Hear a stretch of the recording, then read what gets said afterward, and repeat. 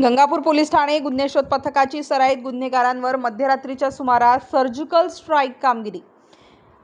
Gangapur police ठाणेकडील police अंमलदार 2249 Sujit Jadhav यांना गोपनीय बातमी मिळाली की गंगापूर पोलीस ठाणेकडील MPDA मधील फरार पाहिजे असलेला इसम राहुल दिलीप जाधव हा नाशिक शहरात आला असून त्याचे सोबत गंगापूर पोलीस ठाणेकडील तडीपार राहील सय्यद तसेच खंडणी व जाळपोळीच्या गुन्ह्यात पाहिजे असलेला आरोपी अरबाज शेख असे शिवाजीनगर परिसरात एकत्र आल्याची माहिती मिळाली।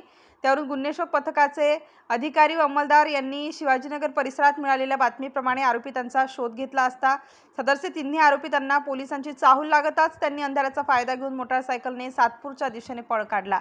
पोलिसांनी आरोपितांचा सातपूर त्र्यंबक रोडने सिने स्टाईल पाठलाग करून त्यांना महिरावणी गावाजवळ थांबवण्याचा प्रयत्न केला, परंतु त्यांनी त्यांची मोटारसायकल रस्त्याच्या कडेला सोडून शेतात पळ ठोकला। गुन्हे शोध पथकाचे अधिकारी व अंमलदार यांनी चिकाटीने तिन्ही आरोपितांचा शिताफीने पाठलाग करून त्यांना ताब्यात घेतले। राहुल दिलीप जाधव वय 25 वर्ष याच्यावर नाशिक जिल्ह्यात खुनाचा प्रयत्न, जबरी चोरी, घर जाळणे, खंडणी, धमकावणे तसेच विनापरवाना शस्त्र बाळगणे यासारखे गंभीर गुन्हे दाखल आहेत।